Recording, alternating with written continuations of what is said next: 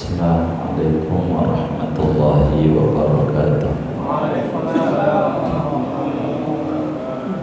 Bismillahirrahmanirrahim. Alhamdulillahi rabbil alamin. Wassalatu wassalamu ala sayyidina Muhammadin wa ala alihi wa sahbihi ajma'in. Amma ba'du, faqad qala al-imamul muallif rahimahullah wa nafa'ana bihi wa bi barakati ulumihi wa ghafara lahu wa li masyaikhihi wa li masyaikhina amin. Wa minhal ikhlasu, halaman berapa? 17. Betul ini. Wa minha al-ikhlasu, setengah daripada wasiat-wasiat wali-walinya Allah. Al-ikhlasu yaitu bersikap ikhlas. Akhlis wadha an la turida bi ta'atin illa taqarruba min ilahika dzil kala. Akhlis,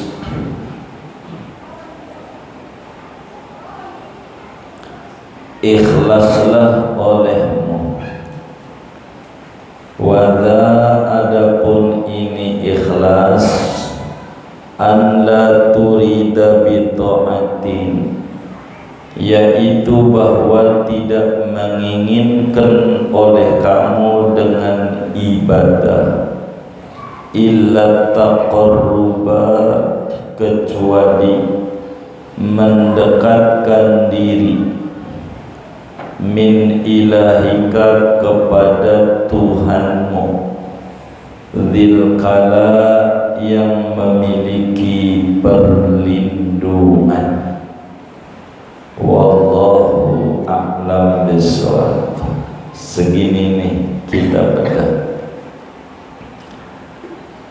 Saudara-saudara sekalian, sebagaimana pada pertemuan sebelumnya dijelaskan bahwa man rama an yasluk tariqal awliya falyahfazan hadhil wasaya amila. Siapa saja orangnya yang ingin menempuh jalan yang ditempuh para kekasih-kekasih Allah, para wali-wali Allah, supaya hidup ini bahagia, supaya hidup ini penuh dengan makna, supaya hidup ini di dunia ini penuh dengan arti, maka hendaklah mengamalkan 9 wasiat yang tertuang dalam kitab ini. Kata beliau, di antara tariqat yang harus ditempuh oleh seorang salik yang menapaki jalan yang ditapaki oleh hamba-hamba Allah yang mulia, adalah hendaknya seorang salik harus mengisi hari-harinya selama ada di alam dunia ini dengan sikap hati namanya ikhlas. Jadi kita orang ini, saudara, kudu memiliki jiwa yang ikhlas. Ikhlas ini adalah mudah diucap, berat pada tindakannya, pada pelaksanaannya. Tapi ikhlas bukan berarti tidak bisa. Tidak mungkin agama menyuruh kita ikhlas kalau kita tidak mampu ikhlas. Betapa Allah menjelaskan dalam Al-Quran, la yukallifullahu nafsan illa wus'aha. Tidaklah Allah membebani seorang manusia kecuali yang dia mampu. Bila kemudian Allah perintahkan kepada kita untuk ikhlas, itu menunjukkan kalau kita mau, kita bisa untuk menjadi pribadi yang ikhlas. Perlu diketahui bahwa ikhlas ini adalah rukun yang terbesar daripada sifat-sifat hati, daripada pekerjaan-pekerjaan hati, yang pada ikhlas inilah pondasi semua ibadah yang disuruh oleh Allah Subhanahu wa ta'ala. Ikhlas ini adalah bagaimana seorang hamba membersihkan hatinya daripada kerinduan dipuji orang, kebeningan punya jiwa daripada bangga diri, kebeningan jiwa daripada ujub, dengki, dan seterusnya. Ini ikhlas, bagaimana seorang hamba itu harus selalu merasa diawasi oleh Allah, melupakan kepentingan dunia dari segala apa yang dilakukan di dalam hidup ini. Inilah ikhlas, saudara. Begitu banyak ayat-ayat Al-Quran dan hadis-hadis baginda kita Habibuna Muhammad sallallahu alaihi wasallam yang mendorong kita sebagai muslim untuk punya sifat namanya ikhlas. Ini harus ada. Dalam Al-Quran Allah jelaskan, wa ma umiru illa liya'budullaha mukhlishina lahud-din. Tidaklah mereka diperintahkan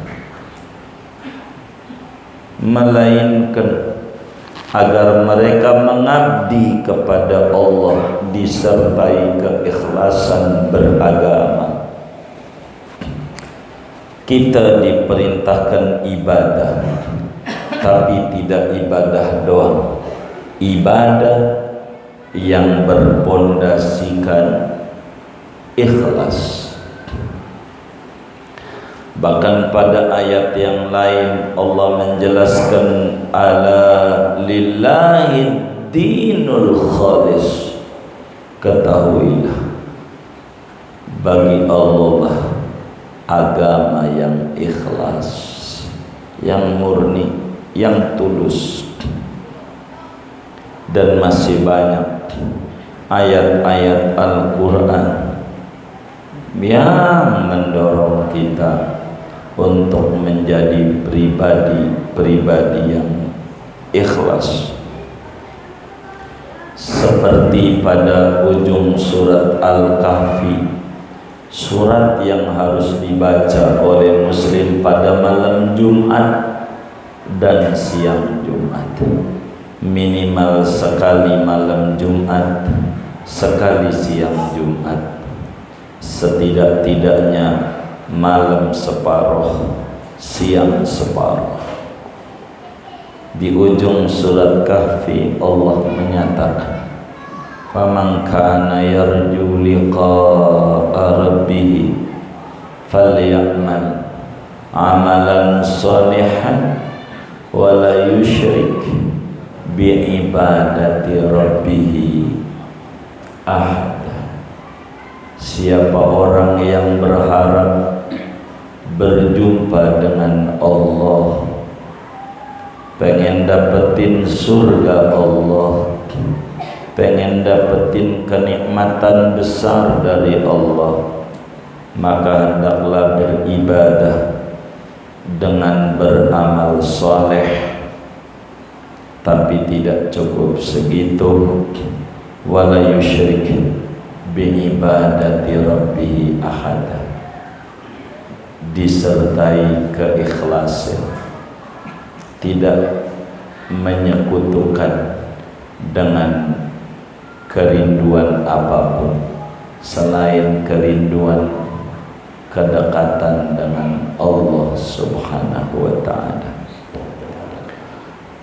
Rasulullah sallallahu alaihi wasallam sebagai imamul atqiyah, sebagai atqal atqiyah, asfal asfiyah, azkal azkiyah, sebagai pemimpin yang luar biasa, memberikan nasihat kepada kita. Kata Nabi dalam hadisnya, beliau menyatakan, akhlis dinak yakfikal amalul qalil. Kata Nabi, tuluslah engkau dalam agama, ikhlaskanlah dalam beragamamu, maka amalmu gak perlu banyak. Amal sedikit yang ada ikhlasnya udah cukup untuk meraih tiket menuju surganya Allah Subhanahu wa ta'ala.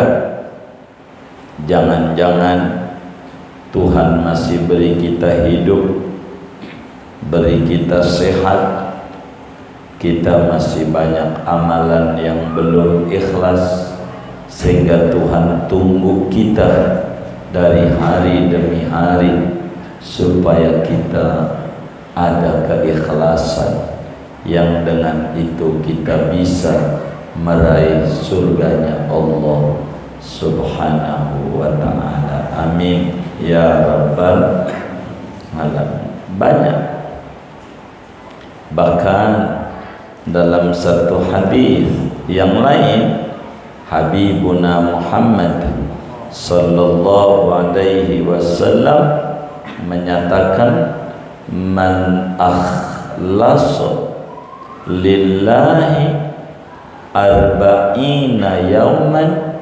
azharallahu alaihi yanabi al-hikmah min qalbihi ala lisanihi. Kata Nabi, siapa orang yang ikhlas karena Allah 40 hari saja, dalam 40 hari ini dia ikhlas selama hidupnya, maka pastikan Allah keluarkan sumber-sumber ilmu dari lubuk hatinya yang akan keluar melalui lidahnya. 40 hari ikhlas karena Allah. Kalau ikhlas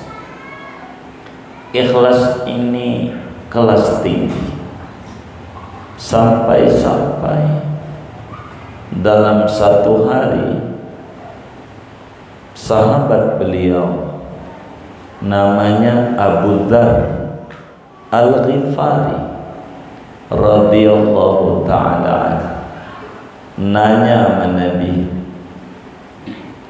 ya Sayyidi ya Rasulullah, Kanjeng Nabi, mal ikhlas? Ya Sayyidi ya Rasulullah, ikhlas itu apa ya? Saya ini pengen ikhlas. Saya sering dengar engkau menyuruh kita ikhlas. Saya mau tanya, sebenarnya ikhlas itu apa Rasulullah? Mahwa, apa hakikat ikhlas wahai Rasulullah?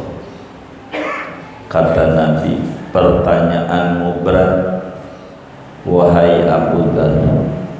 Yang kau tanya tentang hakikatul ikhlas, saya tidak tahu. Kalau kau nanya apa hakikat ikhlas, wallahu a'lam, saya nggak tahu. Coba nanti ya, kalau nanti saya ketemu malaikat Jibril alaihi salam, pertanyaanmu akan saya tanyakan, sebab aku tak tahu apa hakikat ikhlas itu. Satu hari ketemulah Nabi dengan malaikat Jibril alaihi salam. Nabi nanya, ya Jibril,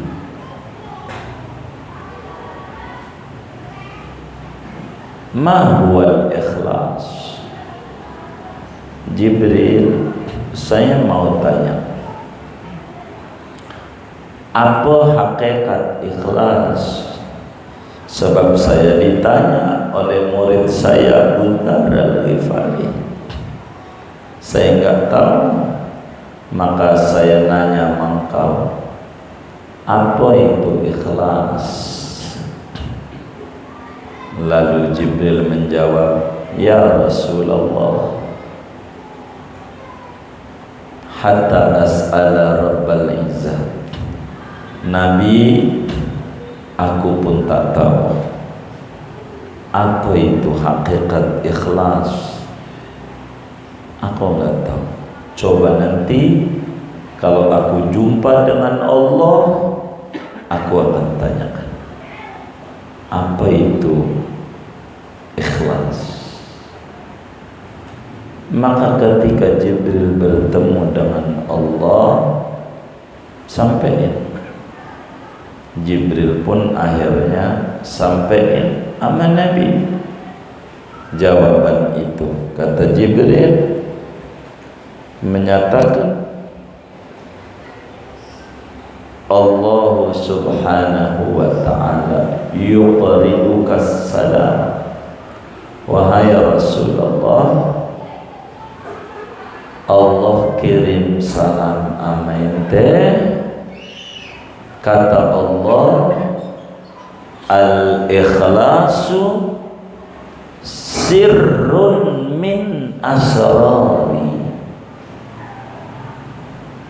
Al-ikhlasu sirrun min asrari awda'tuhu qalba man asya'u min ibadi. Hakikat ikhlas wahai Rasulullah, kata Allah, adalah rahasia di antara rahasia-rahasia Allah yang Allah titipkan pada hati hamba pilihannya. Hamba yang sudah dipilih oleh Allah, itulah hamba luar biasa, karena dia diberikan keikhlasan oleh Allah Subhanahu wa ta'ala.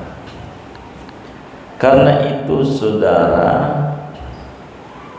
ikhlas ini apa? Begitu ya definisinya, supaya kita gampang. Ikhlas ini definisinya para ulama menyoroti pentingnya ikhlas dengan beragam gambaran, dengan beragam ungkapan terkait dengan ikhlas.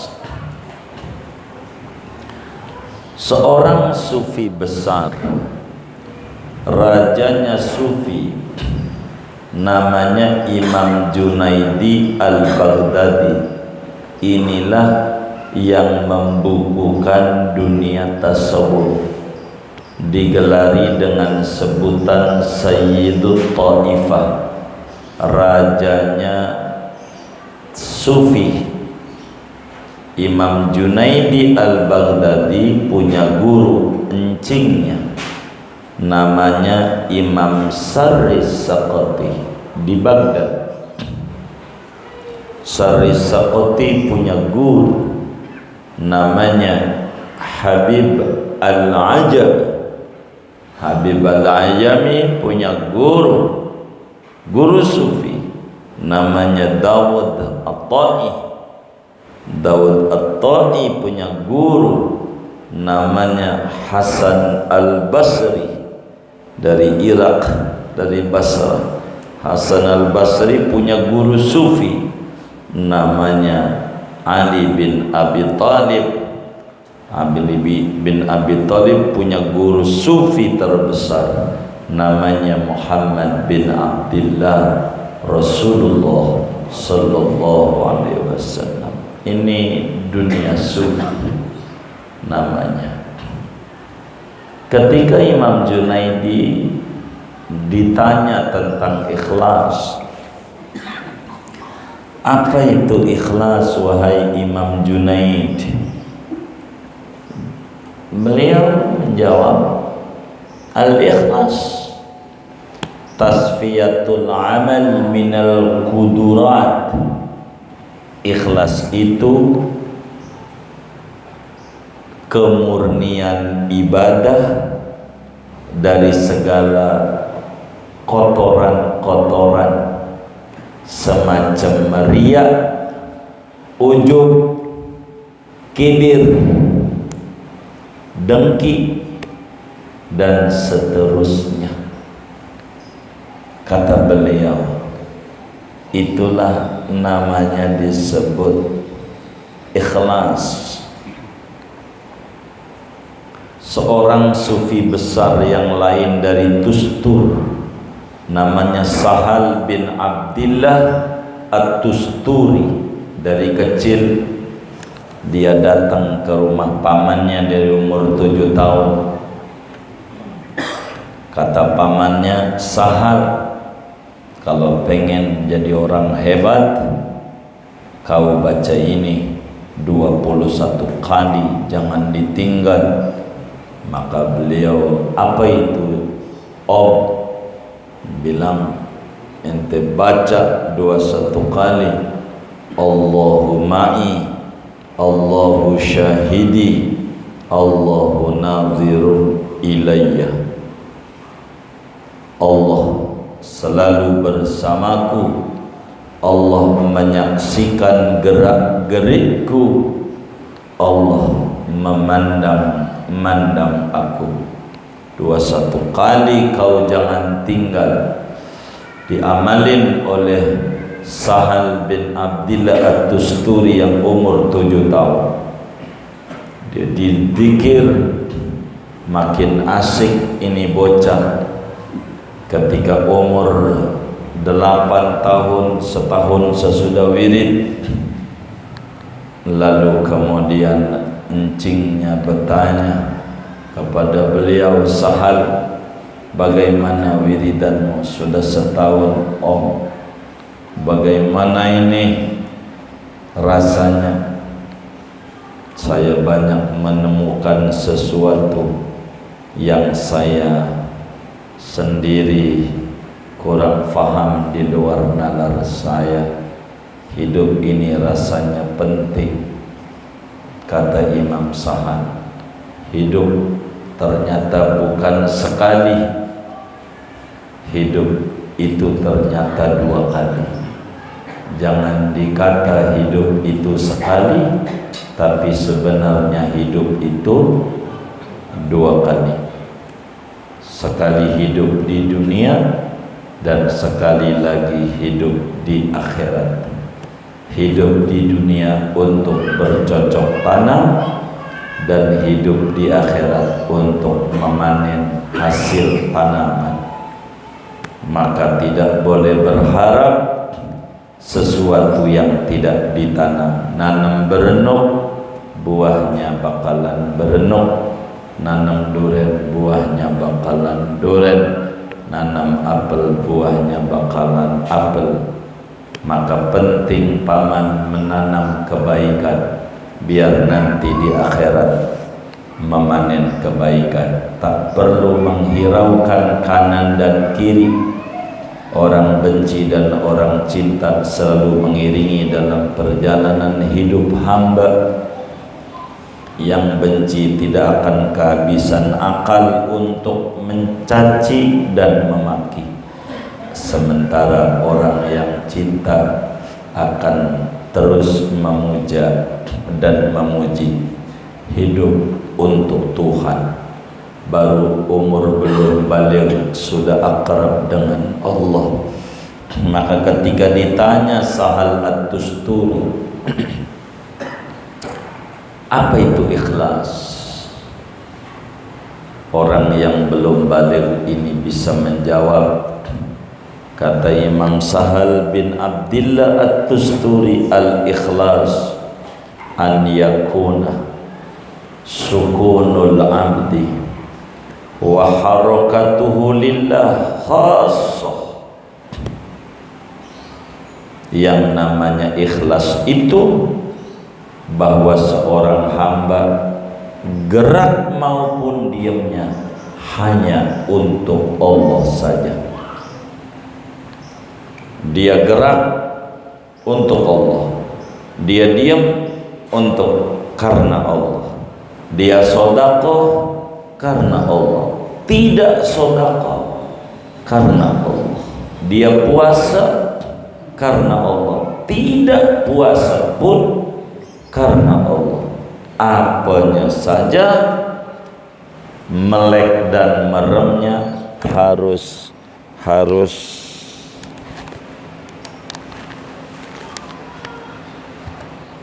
melek dan diamnya, melek dan meremnya harus karena Allah saja. Itu begitu. Ketika Syekh Nawawi Al-Bantani ditanya tentang ikhlas, beliau menjawab, al-ikhlas tasfiyatul amal minal ujub.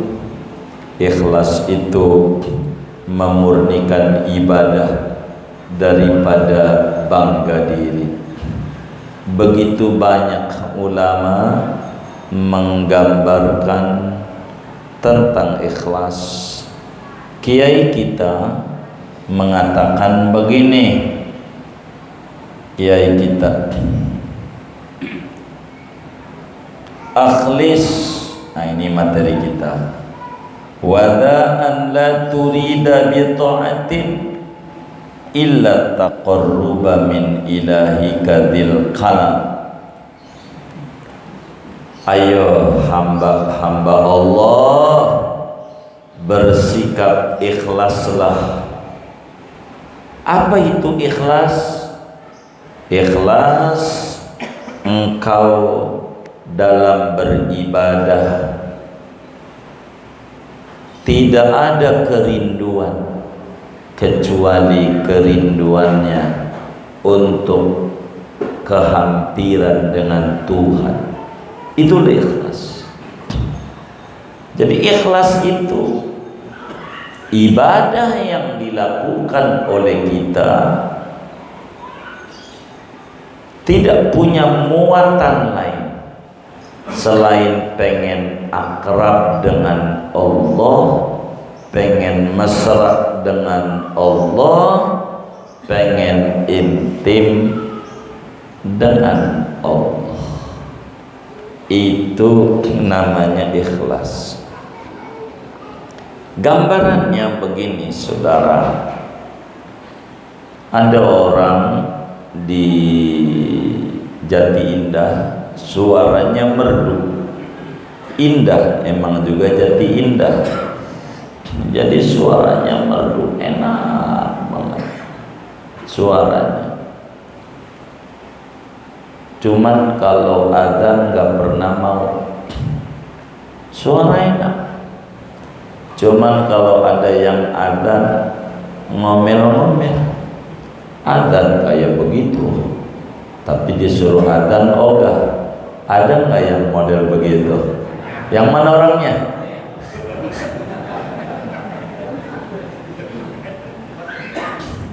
Suaranya enak, kagak mau adzan. Satu waktu adzan, ya Allah, suara emas dikeluarin. Teman-temannya kagum. Kata teman-temannya mengungkapkan waktu ke masjid selesai adzan, tumben lu bang adzan, tumben. Karena memang gak pernah mau. Dikata teman-temannya, tumben lu adzan. Kata dia, biar Pak Haji Ahmad tahu kalau calon mantunya bisa adzan dan suaranya merdu. Kata dia, biar Pak Haji Ahmad tahu kalau calon mantunya adzannya suaranya merdu enak. Ditanya, itu Pak Haji Ahmad yang anak gadisnya namanya Indun, lo tahu? Iya tahu. Iya tuh, gitu. Biar Pak Haji Ahmad tahu calon mantunya ini bisa adzan. Makanya saya keluarkan adzan yang nggak pernah saya keluarin, suara empuk begini. Begini masalahnya, Pak Haji Ahmad yang babanya Indun tuh udah seminggu yang lalu pulang kampung ke Jawa. Dari seminggu yang lalu ke Tegal, udah pulang kampung. Kata dia, yang benar. Astagfirullah, saya kan tetangganya, udah seminggu pulang kampung, jadi kagak denger. Ya kagak lah, wong di Jawa. Nyesel gua adzan. Tuh namanya kagak ikhlas, namanya kagak ikhlas. Nyesel dia gara-gara Pak Haji Ahmad kagak denger. Itu berarti niat adzannya tidak lillah, kagak ikhlas. Ikhlas itu kayak apa dalam bab sedekah? Biar gampang kita tahu ikhlas. Dalam bab sedekah, bab berbagi, kita ini ikhlas apa enggak? Ini biar gampang, saya berupaya mengajar kitab tasawuf dengan bahasa yang sangat sederhana. Nggak mau yang rumit-rumit jadi puyeng, yang gampang-gampang. Ikhlas, saudara, dalam berbagi nih, itu bila kita kayak kayak pipis yang ada di sepiteng rumah kita, itulah ikhlas. Begini, saudara-saudara yang ngaji ini di rumahnya punya sepiteng nggak? Hah? Di rumahnya punya sepiteng nggak? Punya? Ada, alhamdulillah. Saya mau nanya kepada teman-teman ini, udah pernah ngitung belum kencing saya yang udah masuk sepiteng kira-kira berapa liter ya? Udah pernah ngitung belum? Hah?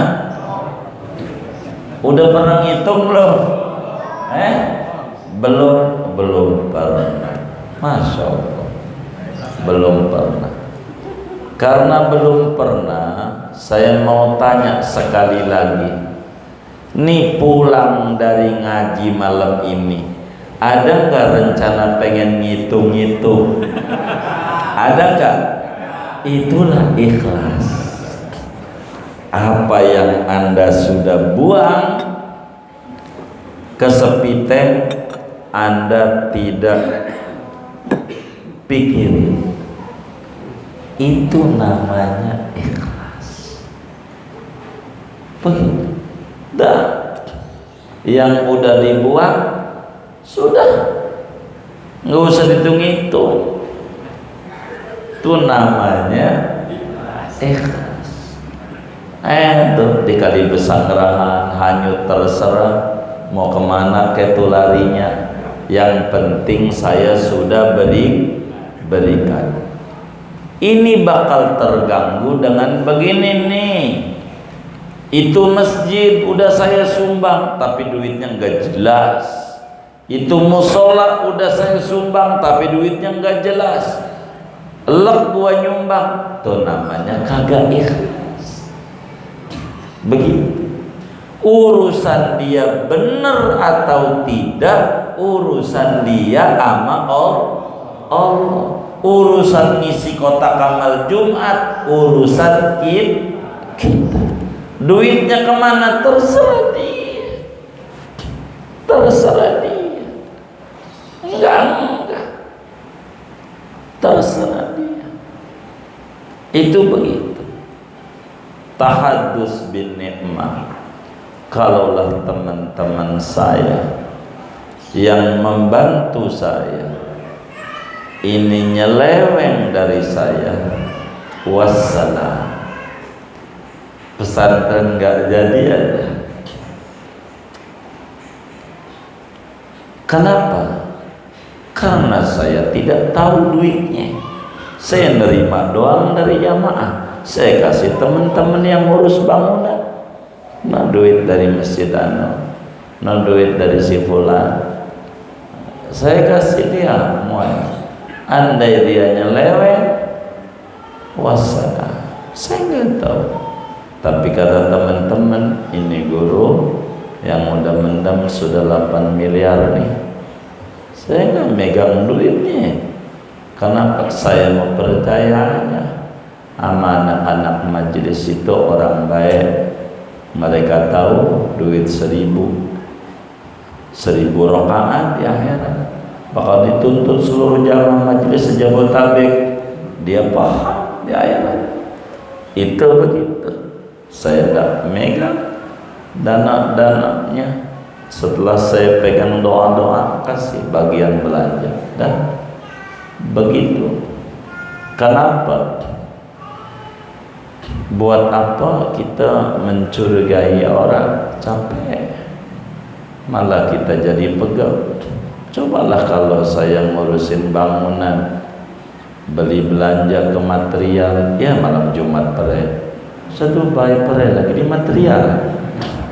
Begitu Yunus. Iya, harus saya nyari YouTube bata, harus nyari macam-macam saya sudah bagi tugas-tugas teman, semuanya bagiannya kayak begitu. Kita kerja ikhlas, semampu mereka membantu kita, itulah yang terjadi. Jadi ikhlas itu kayak orang saudara. Apa yang udah dikeluarin kagak dipikirin. Tugas kita ngisi kotak amal. Kalau Jumat tuh jangan ada kotak amal, senyum aja. Emang apa ente nyengir? Saya dengar dari penceramah Senyum itu bernilai sedekah. Jadi saya nyengir aja, mana penuh. Jangan nyengir, isi kalau Jumat tuh. Isi, jangan nyengir aja. Isi, jangan kagak. Maka dikasih baju koko sama bininya tuh kalau Jumat. Kantongnya tiga koko, minimal 2. Bener gak? Itu begitu isi dah semampu kita. Kalau Jumat tuh jangan sampai kotak amal istiqomah kayak jalan tol Kuncira, cepet banget. Biar berhenti isi. Gitu. Jangan mata itu kayak ada remote-nya. Sebelum ada kotak amal melek, pas ada kotak amal udah lewat melek lagi. Ada nggak yang kayak begitu tuh?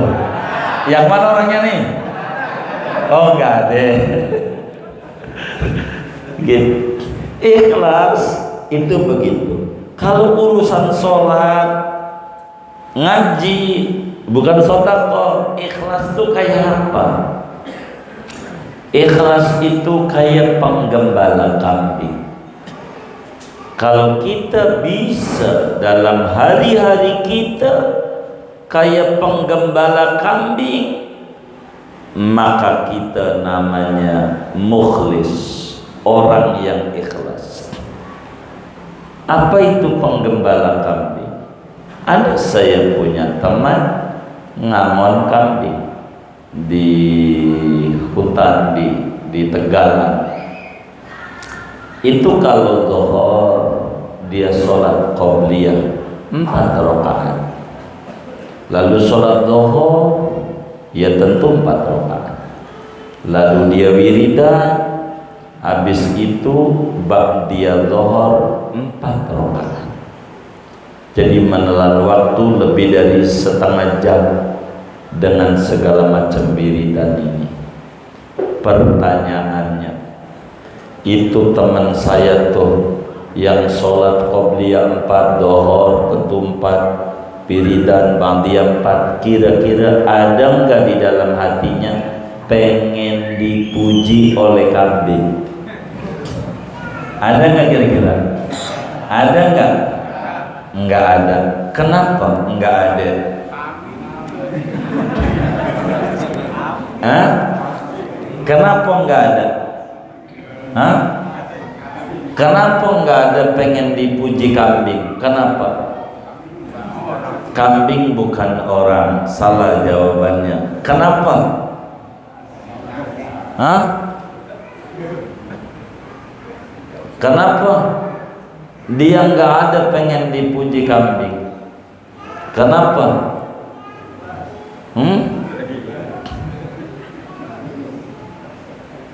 Hah? Kenapa nih? Ada nggak teman saya tuh kerinduan pengen dipuji kambing? Ada nggak? Kenapa nggak ada? Hah?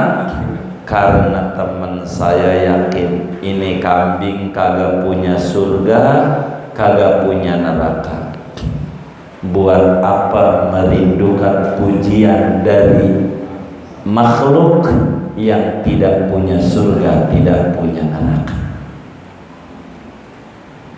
Orang punya surga enggak? Hah? Punya neraka? Enggak. Ya udah. Kenapa kita ada rindu pengen dipuji orang? Bukankah dia tak punya surga? Bukankah dia tak punya neraka? Keuntungannya apa? Enggak ada keuntungan. Dipuji enggak bakalan tambah tinggi, dicela enggak bakalan menjadi terhina. Tapi bila kita tidak ikhlas, di sanalah bakal terhina kita di hadapan Allah Subhanahu wa ta'ala. Maka kita harus ikhlas. Bagaimana caranya, saudara, supaya kita ini ikhlas? Ada 4 pilar demi menuju sebuah keikhlasan. Ini nggak bisa. Kalau 4 pilar ini nggak ada, kita nggak ketemu nih keikhlasan. 4 pilar yang harus dimiliki oleh kita supaya muncul dalam diri keikhlasan. Yang pertama, sebelum ibadah,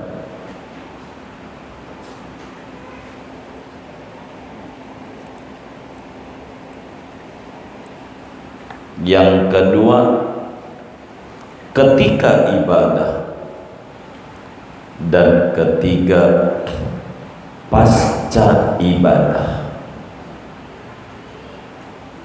Ini penting supaya kita bisa ikhlas. Yang pertama, sebelum ibadah siapkan ilmu untuk ibadah.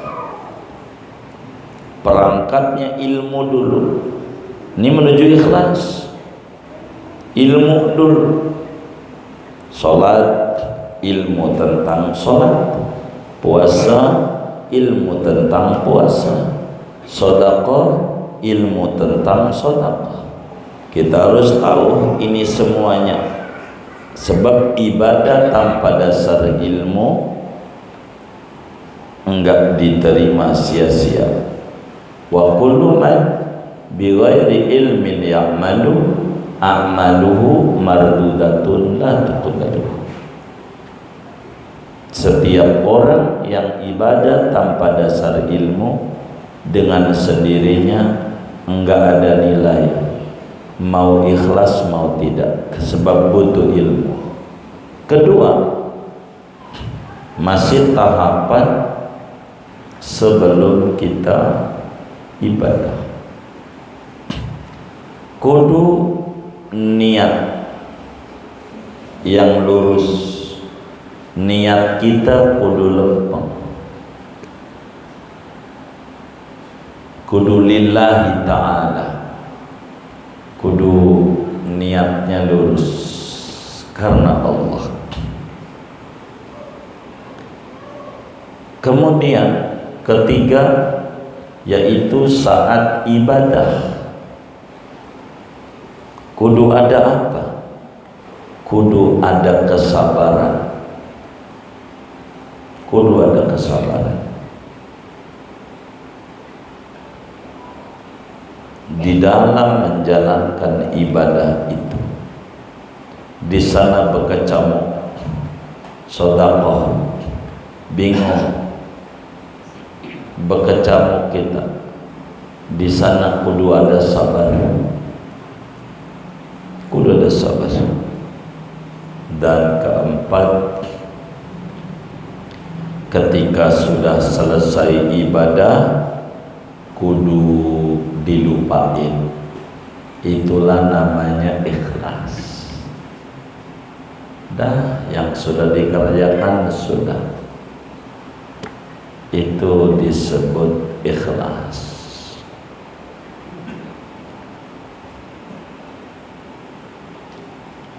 Namun hadirin sekalian, supaya kita juga enggak terlalu berat-berat amat, ikhlas ini bertingkat, tidak sama, ada tahapannya. Begitu. Sebab kelas kita ini ada 3. 1, kelas budak. 2, kelas pembisnis. 3, kelas orang merdeka, orang bebas. Ada 3. Kita ada posisi mana? Ini ikhlas ada karena kita pangkatnya ada budak. Budak tuh karyawan, karyawan. Ada pembisnis, ada orang merdeka. Karena ada 3 kelas, maka ikhlas ada 3 kelas. Masih disebut ikhlas bila pada 3 ini. Yang pertama, bila ibadah takut dihukum, takut dihukum, namanya budak atau karyawan. Kenapa ente nggak masuk sekolah? Ya kebijakannya suruh dirumahin lagi, rumah lagi. Pokoknya kalau ini, ya kan saya kan aparat, takut saya dipecat. Itu namanya ikhlas, tapi motivasinya takut nggak dapat gaji. Namanya kelas karyawan. Begitu. Ibadah takut masuk neraka. Ngapa lu ngaji takut masuk neraka? Ngapa lu sholat takut masuk neraka kalau nggak sholat? Ini ikhlas, kelas rendah tapi ikhlas. Namanya ikhlasnya karyawan. Ikhlas. Kenapa lo sholat ngeri disiksa di kubur? Itu namanya ikhlas, kelas karyawan. Jangan kita puyeng-puyeng, ikhlas juga kalau punya itu. Kedua, ikhlas kelas pembisnis, di mana ada profit di situ dia kerjakan.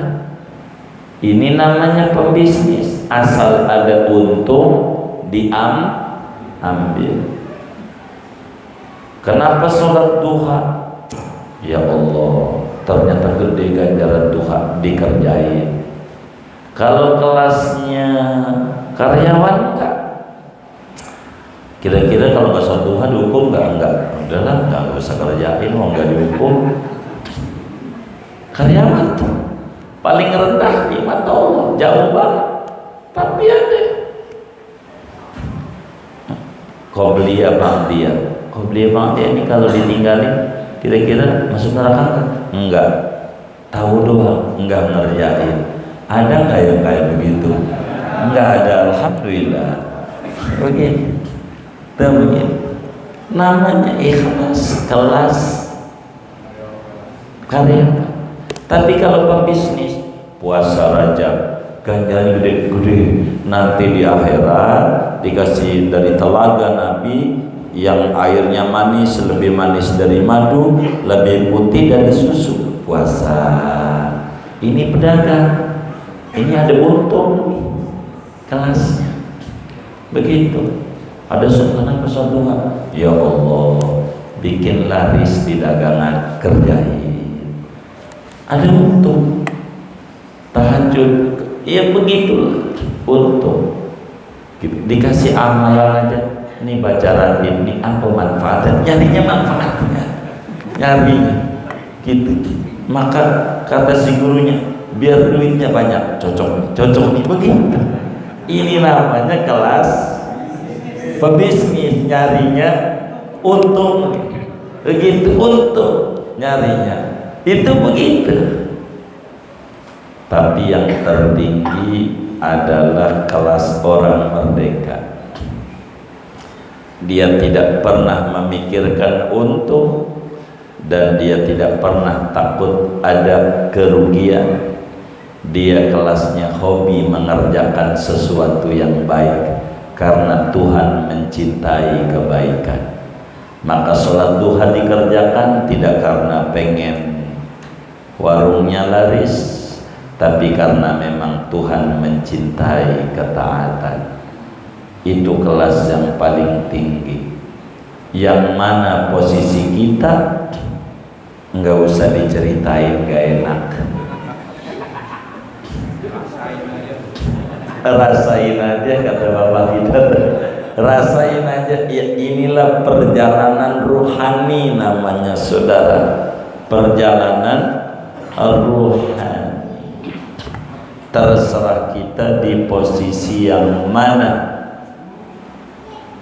posisi yang mana pun. Saya mau menutup kajian malam hari ini.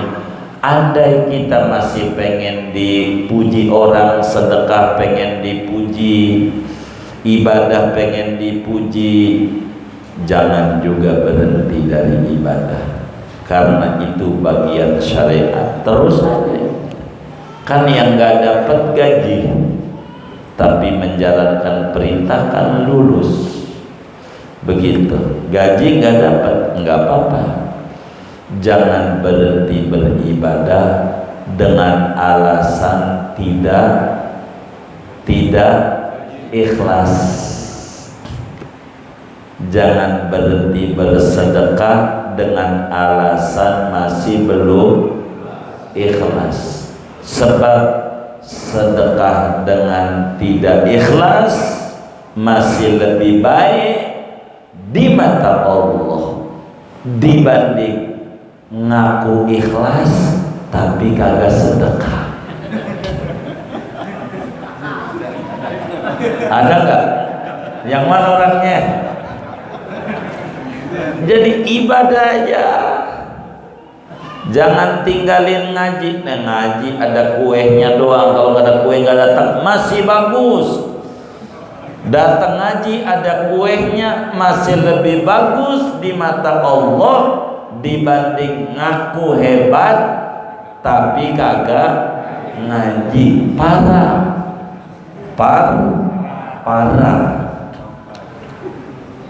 begitu. Maka kita itu ikhlas itu bahasa sederhananya sunyi, senyap, jadi. Itu namanya ikhlas. Diam-diam aja, tahu-tahu jadi aja. Itu namanya ikhlas. Begitu ikhlas. Bikin datuk stadion gede gak ketahuan, tahu-tahu jadi aja. Itu begitu. Daripada kita ngomong mulu kerja.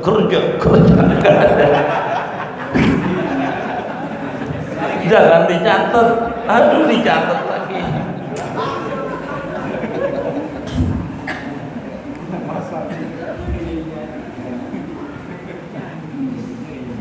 Jadi kita ini kudu ibadah. Enggak usah diomongin ibadah. Kerjain aja ibadah. Kerjain aja. Apa yang kita bisa sebagai hamba, kerjakan ibadah. Ala kulli hal, kata kitab kita, akhlis wada'an la turida bi ta'atin illa taqarruba min ilahika dzil kalam. Ikhlas adalah engkau tidak menginginkan dalam ibadah yang kau kerjakan kecuali yang diinginkan hanya semata-mata pengen makin dekat dengan Allah. Tak dihiraukan siapa yang mencaci, tak menghiraukan siapa yang memuji. Ibadah tetap punya nilai di mata Allah Subhanahu wa ta'ala. Hidup harus berdiri di dalam pengabdian kepada Allah. Terserah orang mau puji, orang mau celak, bukan urusan kita. Kita ibadah tidak karena rindu pengen dipuji, kita ibadah karena tidak takut bakalan dicela orang, tapi ibadah penting karena bersyukur Allah Subhanahu wa ta'ala mencipta kita. Maka ibadah dengan landasan rasa syukur inilah yang membuahkan ibadah disertai keikhlasan. Segini aja dah, nggak usah panjang-panjang. Tapi udah sejam kan? Oh ya udah banyak. Segini aja. Kita baca Fatihah dulu.